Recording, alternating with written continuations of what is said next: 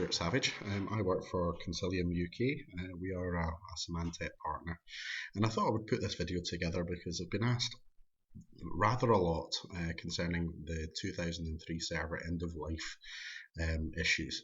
Now, what I've done is I've put this video together, and we're just going to cover a few items such as the dates, particularly 14th of July 2015. The growth and vulnerabilities in relation to 2003 and any potential future vulnerabilities. Now, there are some mitigation methodologies in relation to support agreements, but what we'll do is I'll show you how to do an exploit and then other methods to mitigate, which actually would work out rather cheaper than going for an extended support agreement. Now, 2003 currently goes end of life on 14th of July 2015.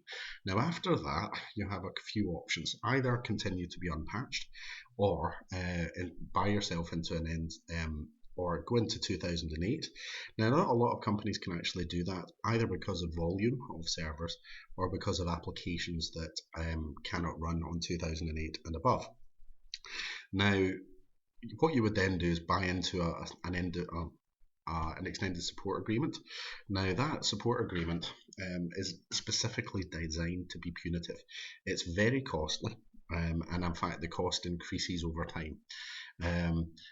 As part of that, you also have to submit migration plans, and even when you do buy in, the patches will only be released if they're deemed critical by Microsoft.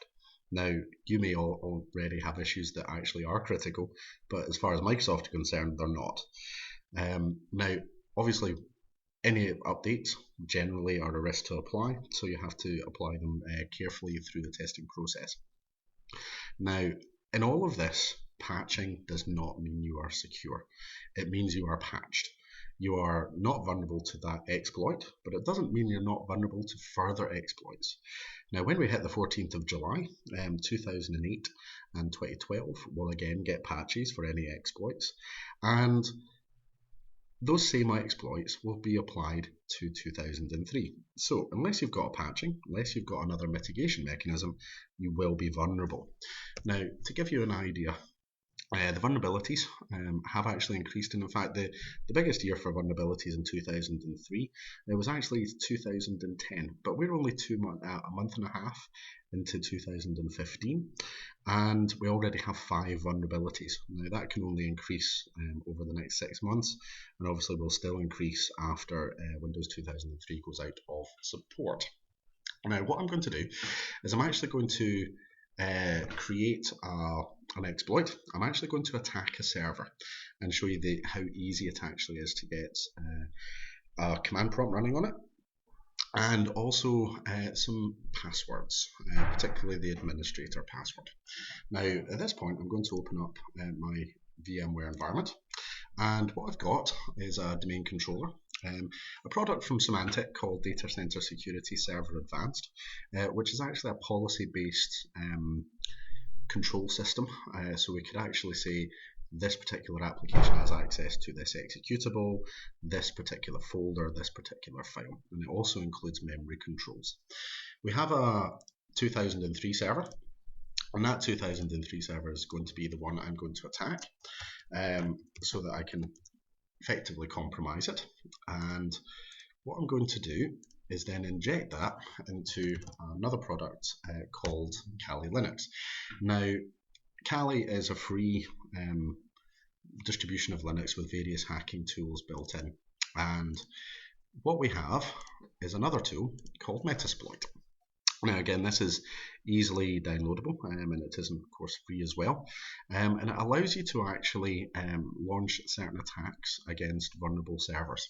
Now I've actually got an attack pre-prepared here, which actually attacks the SMB ports and the SMB services on the destination host, and I'm going to kick it off and send the payload to the destination host.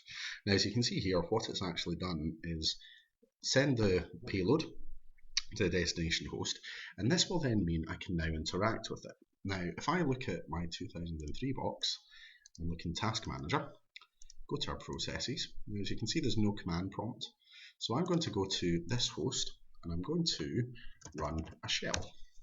Now what this will do is open up the command prompt running with system privileges on the destination host, and it is that easy. It's very straightforward to attack any system that's vulnerable. And of course I can do a quick dir, copy files, modify registry, and so on. But it's not the only thing we can actually do.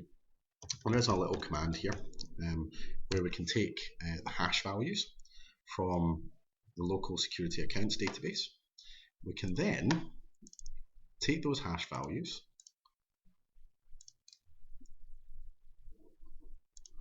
hold on a second.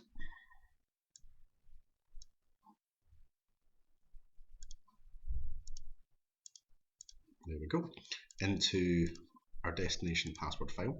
Now what I'm going to do is open up an application called Johnny, and Johnny is a password attack system, and it's actually a graphical version of a utility called John. And what I'm going to do here, click on Start Attack, and I've got the password for that destination server. So that's the local administrator account, and that is how easy it is to get administrator password. From that point, I can then remote desktop to the destination machine. I can then perform certain actions, use it as a jump host to access any other servers I require. And the process continues. We can use the hacking tools to go from that server to the next, to the next, to the next, exploiting vulnerabilities once we've got a beachhead. Now, DCS is our mitigation mechanism. Now, this is actually a product that has been out for quite a long time, and it used to be called Critical Systems Protection, and it's a policy-based security system. It doesn't look at patterns, it looks at policy, which defines that an executable can run access to a single file, to the registry, to a folder, to a network location. And it also includes very complex memory controls, so that buffer overflows, which this particular exploit it takes advantage of, cannot actually happen. So what I'm going to do is I'm actually going to apply a policy to this server, and at the moment, if I go to our policy monitor, you can see that the policy is actually disabled, and that was the reason I was able to attack it. So what I'm going to do is I'm going to reapply this policy to that server, which is now enabled. As you can see here while we're waiting for it, as you can see the policy is actually enabled now. The 2003 server, this should change now to being enabled. Now that's our protection on. Now I'm going to go back to our server, and I'm going to actually exit that and then resend the exploit. And as you can see here, it's not actually going to do anything. Now, which is fantastic because it means that it's been detected, it's been stopped. If we look at DCS and look at our monitors, you'll be able to see the buffer overflow. And what's happened here is that it's been denied. Now, buffer overflows are memory protection. So in this case, it's been prevented from taking advantage of an exploit in the SMB subsystem. Now, again, this policy has a little bit more in it. It will actually block memory attacks. It will also block reverse connections from SMB back to the original server. And it is as simple as that. This particular product runs most applications in a sandbox, which restricts all applications to good behavior, even the operating system.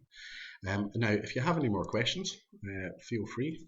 There's my contact details, and I'll be able to give you any further demonstrations on other products, other security scenarios and use cases.